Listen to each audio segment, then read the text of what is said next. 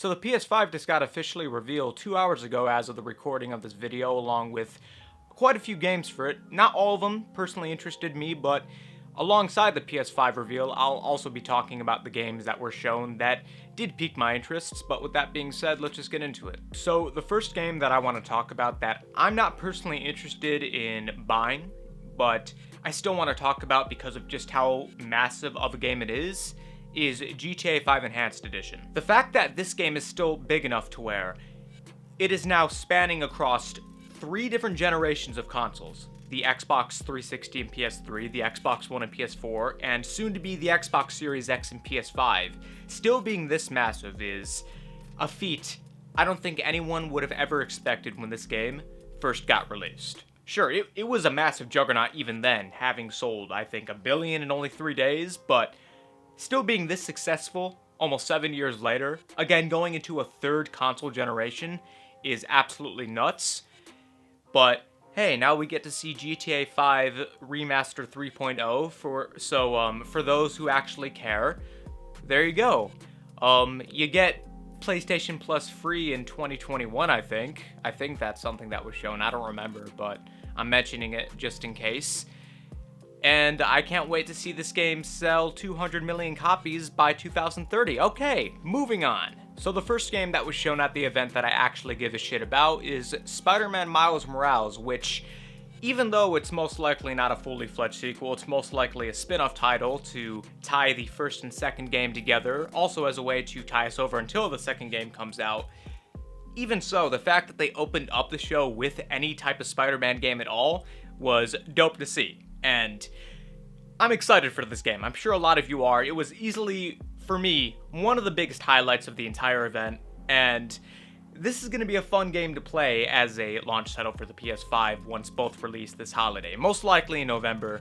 So it's cool to see that Sony has what is most likely going to be a actual good game as a launch title for the system. So excited, and I'm sure that fanboys are going to find any reason at all to compare this game to Halo Infinite and vice versa, because seeing as both are most likely going to be the major launch titles for both consoles, fanboys are going to find any reason to compare these two, even though they have literally nothing in common outside of both being launch title games. But you know how it is with fanboys. Anyways, moving on. So the next game that really caught my interest was Dosewire Tokyo, which was originally shown back at E3 2019, for those that don't remember, and for those that don't remember this also, only a few months after being shown off, the creative director ended up leaving the game behind, which I hope isn't a bad sign of what's to come for the game, even though we really don't know anything going on behind the scenes. Really, all we've seen so far is the gameplay trailer that was shown today, and knowing the fact that it's a timed exclusive for the PS5 when it comes out in 2021. So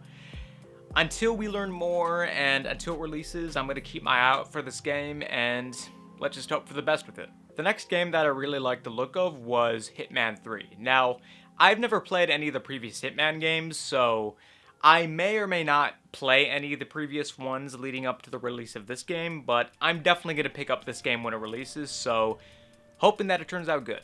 Now, something else that was shown that I don't think is a game, but is going to be something you can do in the PS5 was the new Playroom shown, along with, I think, the boot up screen for the PS5 whenever you start up the system.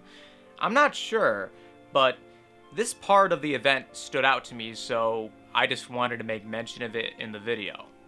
So, okay, I guess that the Playroom from the PS4 was successful enough to bring it back for the PS5. So one game that absolutely caught my interest is Deathloop, which is a game where the whole point of it is that assassins kill each other over and over and over again, and that's pretty much it. Now, I don't know how this concept is going to be executed in-game, but what I do know is that this game is being made by Arcane Studios, who's the developer behind the Dishonored series, which is a great game series that I highly recommend that you should go try out if you haven't. And with this game looking like Dishonored on crack, that alone is enough of a reason for me to buy it when it releases, whenever it comes out. So I'm absolutely looking forward to that.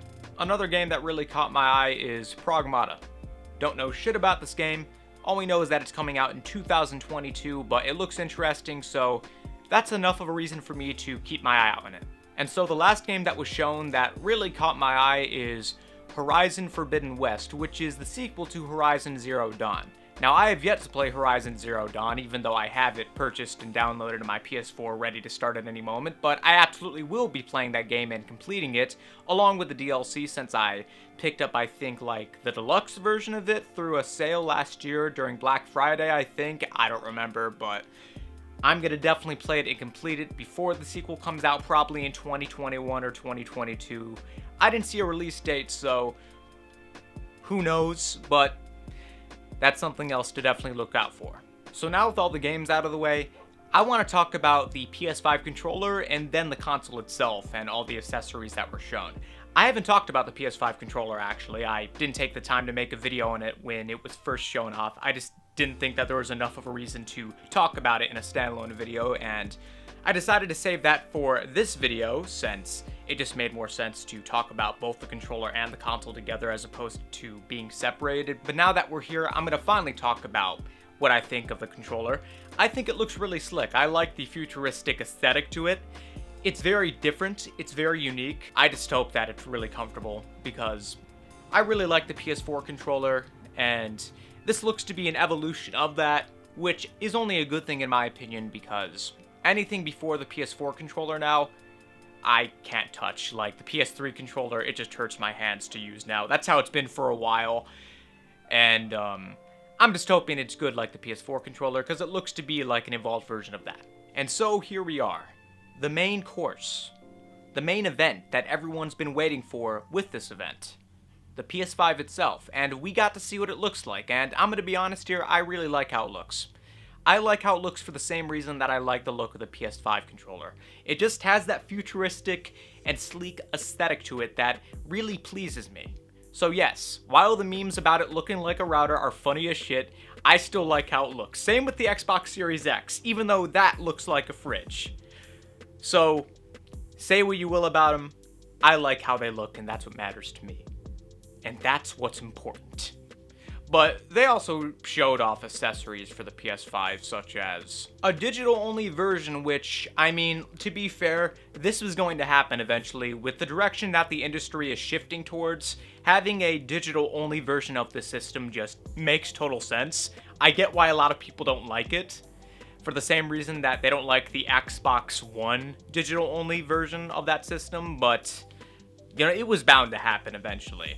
And we're slowly reaching that point, so thankfully, it's not forced on anyone who doesn't want it, but for those that do, the option's now there. I may consider getting it because I haven't bought games physically for at least 3 years now, maybe even 4, since 2016, I want to say. And in retrospect, we honestly should have expected seeing something like this shown because there's been rumors of another PS5 console that's going to launch alongside the main one for a while now that is supposedly going to be cheaper, and it wouldn't surprise me if those who buy the digital-only version of the system get it $100 cheaper, like the regular PS5 is $500 and then the digital-only version is only $400. As for the accessories for the PS5, you can get a charging station for your controllers. Very innovative, I know.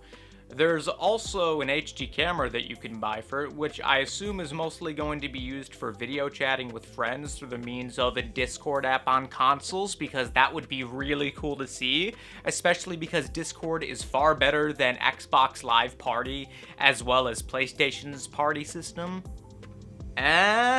Or maybe it's for a PlayStation Move 2.0. I really hope it's the latter of the two, because I miss the PlayStation Move.